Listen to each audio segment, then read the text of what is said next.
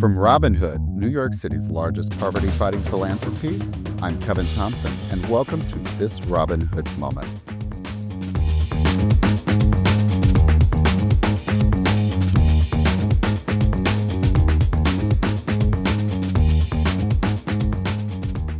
There's a popular refrain among housing advocates that says housing hardship is not just a symptom of poverty, but a driver of it.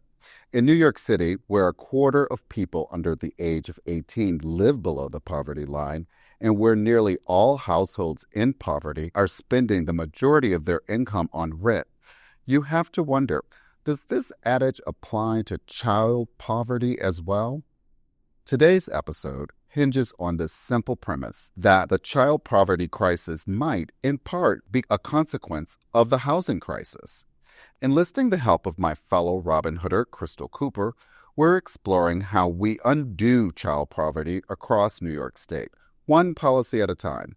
Our series comes as a body of experts appointed by Governor Kathy Hochul, known as the Child Poverty Reduction Advisory Council, or CPRAC for short, deliberates on their final recommendations that are meant to cut child poverty in half across the state by 2031. As a matter of principle and transparency, we should note for our listeners that Robin Hood's CEO, Richard Brewery Jr., is a member of that council. Thanks to New York City's right to shelter law, it's quite uncommon to see children on our sidewalks and in our subways and parks who are street homeless. But what most of us don't see is that nearly 50,000 children sleep in homeless shelters in New York City each night, which is roughly almost 3 times the seating capacity of Madison Square Garden. Against incredible obstacles, they wake up in shelter beds and commute to classrooms that promise a pathway to a different and more stable life. Crystal, today's topic is one that feels incredibly urgent, not just for New Yorkers, but for everyone who cares about kids and families who are struggling to make ends meet. Absolutely, Kevin. And what's exciting about this episode is that it ties directly into some important policy work happening right now with CPRAC. This council was established by Governor Kathy Hochul as part of the Child Poverty Reduction Act, with one ambitious but essential goal: to cut child poverty in half by 2031. It's a huge undertaking, and they're doing some really thorough analyses to figure out what's working, what's not, and where changes can be made. Yeah, and they're not just analyzing what's happening. They're going to be making real policy recommendations that could seriously impact the future of child poverty in New York State. In fact, they've been meeting for months, pulling together data and stories from across the state, and they're planning to vote on their final report this December. So these next few weeks are critical as we wait to see what changes are recommended. Exactly. And Robin Hood has a big stake in this conversation. As New York City's largest poverty-fighting philanthropy, we've been working for 36 years to lift families out of poverty, not just through grants and financial assistance, but by advocating for smart, impactful policies that address the root causes of poverty. And one of those root causes is housing instability.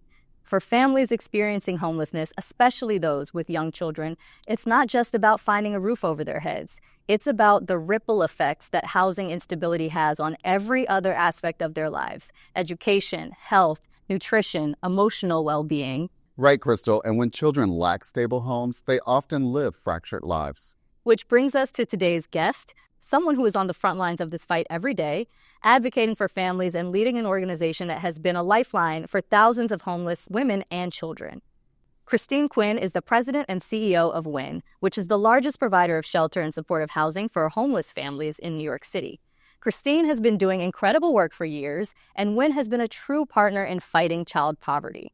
Christine, thank you so much for joining us today. Well, thank you, and thanks for having me. Christine, I want to start by talking about the families. wherein serves thousands of families every year, and I can imagine that each one has its own story of struggle and of resilience. Can you share with us what you've observed about the unique challenges homeless families face, and particularly the children? Well, We serve at WIN. We're the largest provider of transitional housing shelter to homeless families and also the largest provider of permanent supportive housing. So we house about 12% of all the homeless families, about 6,000 people a night, give or take, half of whom are children. So what we see at WIN is statistically significant. You can extrapolate and draw from it larger policy recommendations. So the top two reasons people come to us, one is fleeing domestic violence, which is probably a lane, so to speak, in the poverty conversation that needs to be separate but demands attention, but is very difficult, very difficult. I'll never forget the mom I was talking to once and had agreed to do a television interview. So we were sitting in an office waiting, and I said, if you don't mind, how did you end up here? And she said blah, blah, blah about the boyfriend, and it was clear to me the boyfriend was a drug dealer, and she wanted to get away from him. And I said, also, if you don't mind me asking, was he ever abusive? And I'll never, ever forget it. She cocked her head and kind of put her hand on her chin, and she said, well, does the time he choked me till I passed out when I was pregnant count? Does that count? So I say that because that's an issue, and we have to figure it out. And it's hard because for people to leave, it's hard for people to leave. The other is eviction. And what we see is the majority of moms, when they get to WIN, are working, but they've been evicted because they're working in minimum wage jobs.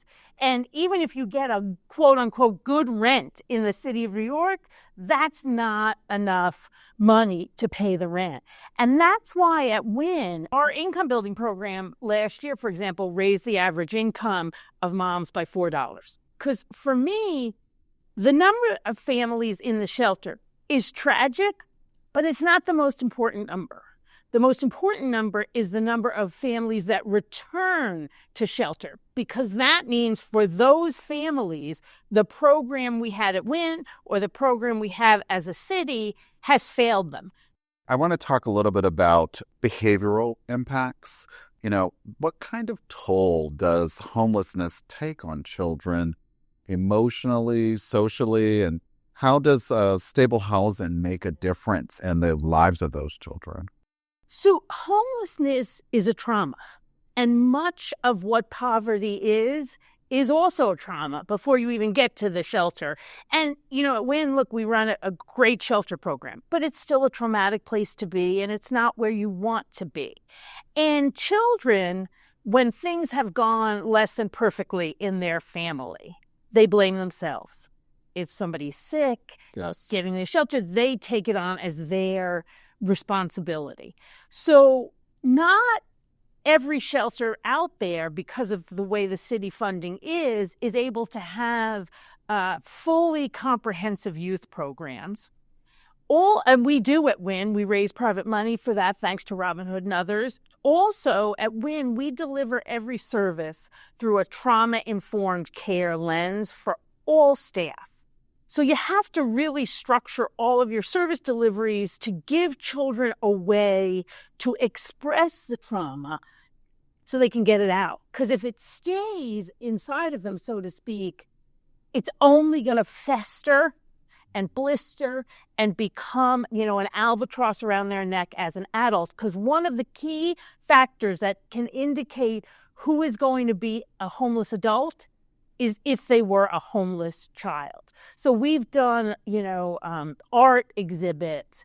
We recently had a street fair with our two largest shelters and our largest permanent housing building. And I'm smiling, which you can't see on the podcast, because it was the greatest day. The children were just running around this block, smiling, and in the bouncy house and in the science experiment. This great group, Campaign Zero, did it with us.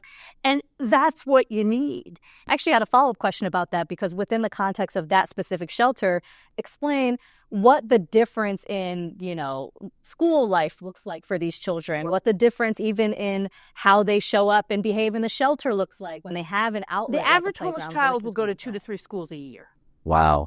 The rule of thumb for the Department of Homeless Services, maybe it's regulation, is that a family should be placed in a shelter closest to the school of the youngest child.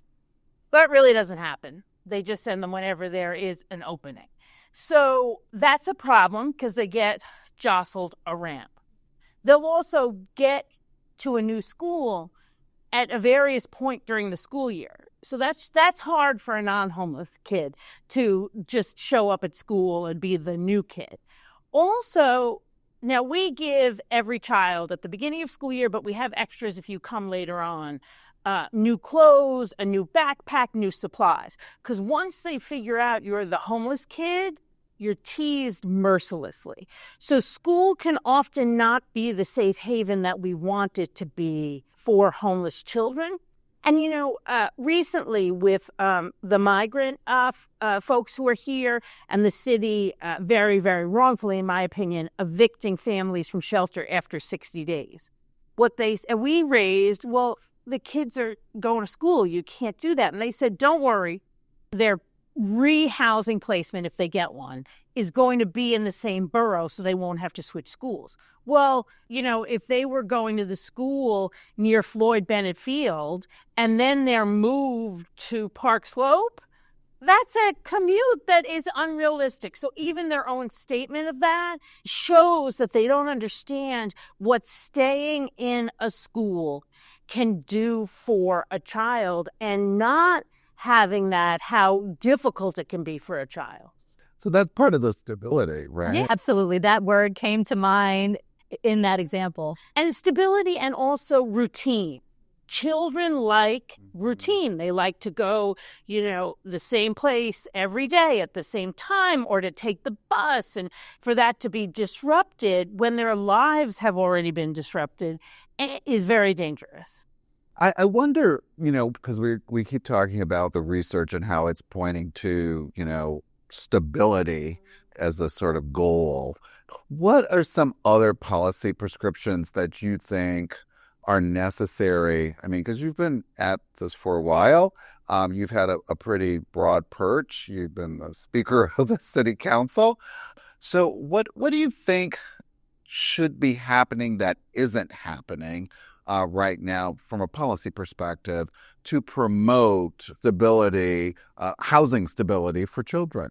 So the biggest thing we should do is expand housing vouchers, right? So the housing vouchers are a mechanism by which you pay part of your rent, and this housing voucher from the city pays the rest of your rent. And the vouchers are by far the most effective housing placement we have. Now, some people will say, expand housing vouchers. We don't have enough affordable housing. That's right. We don't have enough affordable housing. But just was on a call with the Homeless Services Commissioner last week, and she said that month after month after month, the number of apartments rented with vouchers keeps going up. So there are apartments out there. There is more elasticity than people think. That's not to say take, your foot off the pedal of building new buildings. So we should raise the income a little bit on who can qualify for a voucher. We should issue vouchers to undocumented people, and we should address the kind of administrative bureaucracy that makes it too long to get the vouchers. On the last one, I want to give Commissioner Molly Park some thanks, because she really is working on that. And why that matters is the administrative problems, you can imagine, keep people in shelter longer. And most of the children in shelter are below 5. So if you're in shelter just 2 more months, that's a lot of your life if you're 5 years old. Also, the landlord isn't going to hold the apartment if you're just waiting for X, Y, or Z paperwork, because he or she might have somebody else who comes forward who wants it. So those are 3 or 4 things we could do right away that would get people into permanent housing and therefore create greater stability for formerly homeless kids. So the CPRAC recommendations are pushing the house state level. On the state level, the Housing Choice Vouchers, which would be great. We've long supported that at WIN, and I think that would be a great recommendation. You hear a lot from the city on this. Well, the state should do more. And they should. And if out of this report or recommendations that happen, that would be very significant. I just wanted to touch on one last point about vouchers because, they've had a checkered past in New York City, and I think we can both agree on that. But you said just a few minutes ago, the number of people that hold vouchers that are getting into apartments is on the rise, and that's such great news. And the vouchers a few years ago, when Steve Banks was the Homeless Services Commissioner, really largely based on WIN's push and recommendations, it used to be that after 5 years, that's it. Right. You're done, no more vouchers. Now, after 5 years, there's a means test. And as long as you meet the economic requirement or the income requirement, you could get it forever. Right. So that brings that stability back into play. And what's helpful with landlords. Yeah. Because they're like, what am I going to do? Evict them every 5 months? That's not going to help people. That's a good summation of how we got here or what the problem was and sort of speak with vouchers. Do you feel like we've overcome that at this point and we're at a place where the legislature can adopt a program like the Housing Choice Voucher program? I think so. And what do you think has changed that gives you hope about that? I think that putting the vouchers back in, people have heard from constituents, heard from advocates what a difference they have made, and they have real tangible stories that they can hold on to as they move this forward. It's taken it out of kind of just a dollars and cents conversation. Well, we're in the midst of an affordability crisis right here in New York City. And so it's in our collective best interest that we are able to navigate this crisis and that the lowest income New Yorkers are able to, gain stability through housing. In a hypothetical world where it's finally the moment for vouchers and Kathy Hochul and the legislature expand housing choice vouchers, what does the city then need to do on its end, perhaps separate from vouchers and expanding eligibility, to get families into permanent homes, the families you serve? So one thing that the city needs to do is prevent people from entering shelter by allowing people to use vouchers when they are facing eviction. That way, you're going to prevent them from coming to shelter.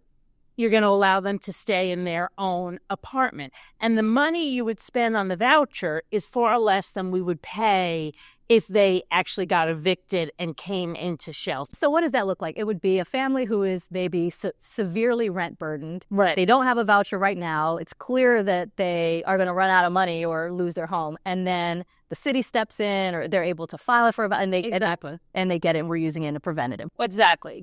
Now, the other thing the city needs to do, and this is not necessarily quick, but, there's been a lot of conversation about converting office buildings, which are not as used now, into residential. And I actually had a conversation today with a developer who's done 2 big office buildings. But to do the office buildings broadly will take a pretty big rezoning. And that can take like a year plus. So the City Planning Commission needs to get working on that as quickly as they possibly can. And then the city council pass legislation saying that every new development needs to have, I can't remember now if it was 10 or 15% set aside for people in shelter or formerly homeless. So we need to hold accountable the developers to make sure that's really happening. I'm curious to know, because you are dealing with a very all-encompassing issue and a population that is sort of constant in need, right? What is giving you hope in this moment?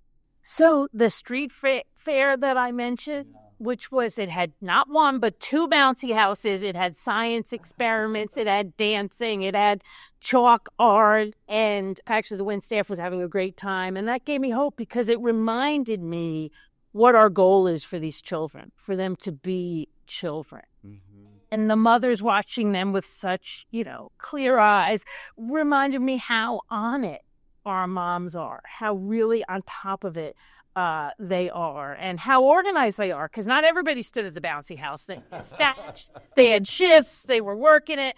So that really gives me hope. Also, our Vice President for Supportive Housing, Brian Dickerson, of his own accord, announces I've created a mentor program. And so there's mentor program for all of our supportive housing kids now. And they came to visit the other day, and that just like that our staff is so great and just takes on more work makes me very hopeful.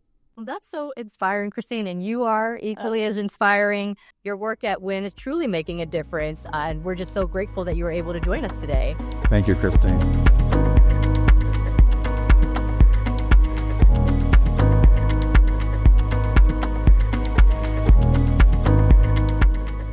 As we close today's conversation with Christine Quinn, we wanted to leave you with another critical perspective, one that underscores the human side of the affordable housing crisis we've been talking about.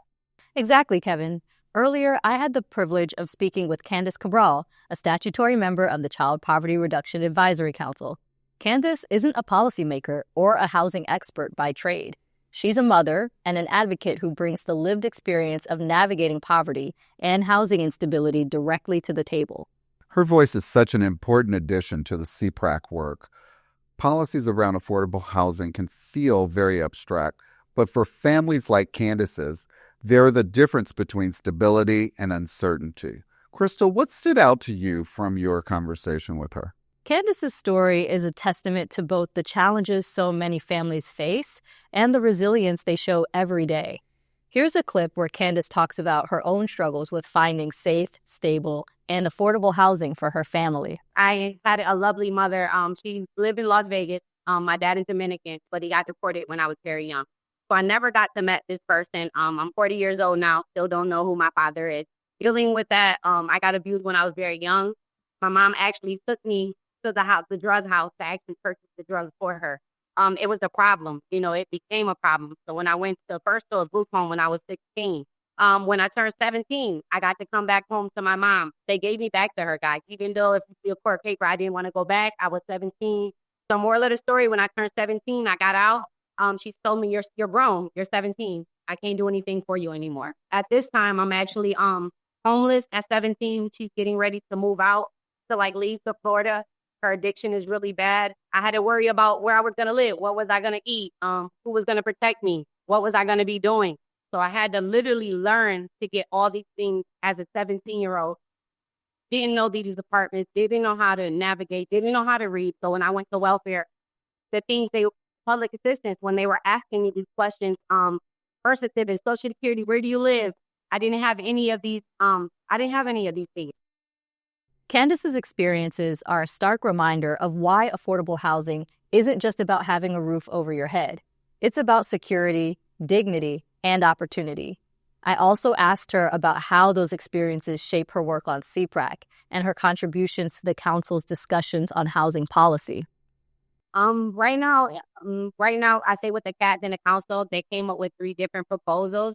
But when you look at it, when we say public assistance, if it was at 100%, all of our incomes is different. So I feel like if I'm a mother of 4, why am I receiving the same amount for a person that's receiving for 1 income?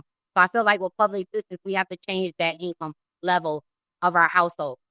Like you said, and I feel like with Section 8, the same way that they cover that cost, to not be couch to couch. When you're couch to couch, you have to do what other people ask you to do. And sometimes those environments is not so good, guys. So imagine you finding you can open a key. I never had a key. So to be able to have a key, it was major to me. And so like you said, I was happy to go look at apartment. I went to 2 apartments and the third one was mine. The landlord was so nice. She was compassionate. DSS, the application was it was 30 days, guys. I got the house, you got furniture, you have food stamps, you have something that you can call your home now.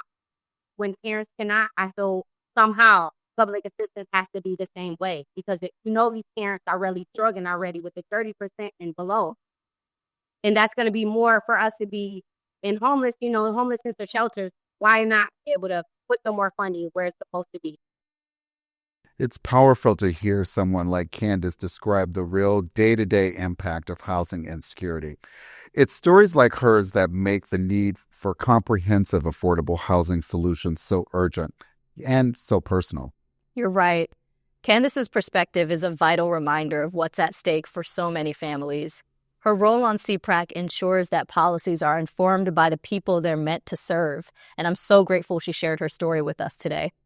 Thank you, Candace, for your honesty, your courage, and your advocacy. And thank you, Crystal, for bringing her voice to this conversation. That's it for today's episode of This Robin Hood Moment. Special thanks to Christine Quinn for joining us and shedding light on how we can better support families experiencing homelessness. And don't forget to subscribe so you don't miss our next episode, where we'll continue examining the child poverty crisis in New York City and what measures it will take to drastically cut it. This episode of This Robin Hood Moment was produced and edited by Corey Winter. Graphics by Mary Power. Our theme music is from Epidemic Sound. I'm Kevin Thompson, joined by the ever-insightful Crystal Cooper for Robin Hood, New York City's largest local poverty-fighting philanthropy. Thanks for listening.